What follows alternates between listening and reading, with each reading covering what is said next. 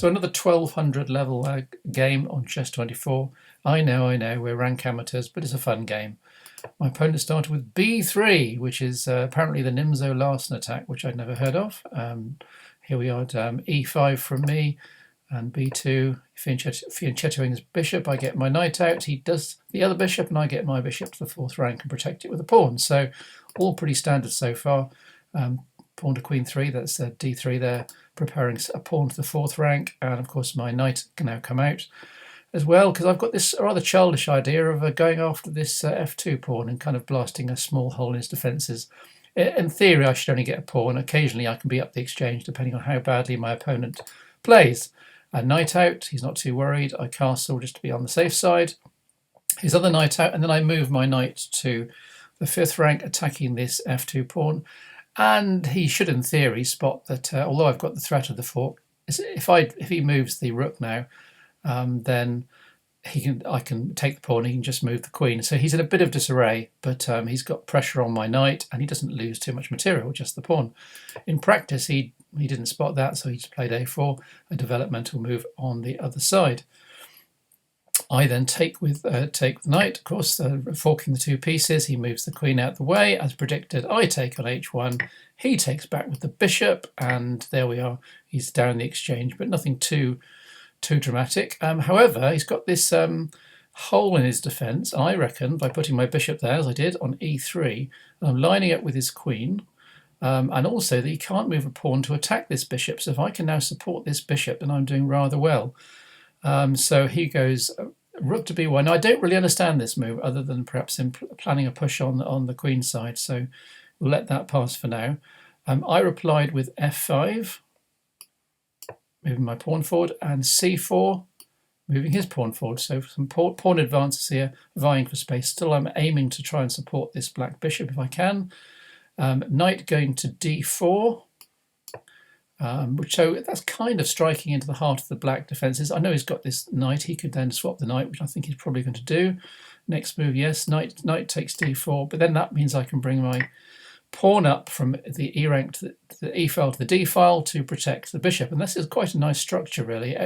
They protect each other, and I'm lined up with the queen, and I'm right in the heart.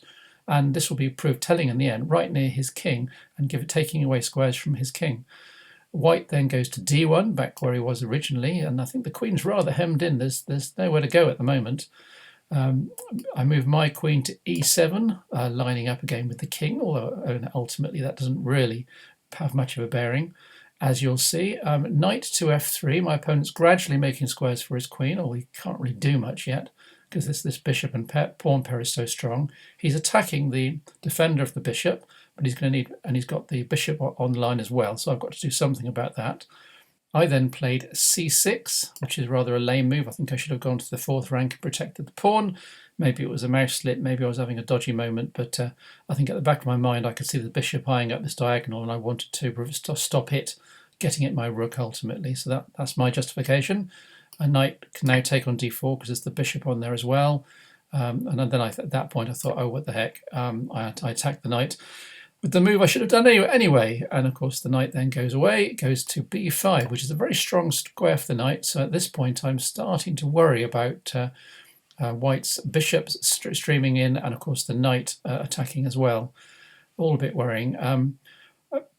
Pawn to a6, attacking the knight. So the knight's got to go somewhere. I want to find out where it's going to end up. He goes back to c3, and I think I've achieved something, but I then go to e8, lining up the queen and the rook against the king. So at some point this is going to be relevant, I'm hoping. Knight to d5 though, which is a really rather cracking move by White. However, at this point I start to have a plan. And my plan goes along the lines of, this bishop is unprotected, and if I can get my queen up there, this could all be very, very juicy indeed. So I'm going to try play a fast one here. Queen to d7 to get away from the knight's attack, of course. Queen to c2. I guess he's just trying to make room for his queen and to finally get his queen out into the game somehow. My ambition is to get the bishop out of action. First step in the plan, put the pawn forward.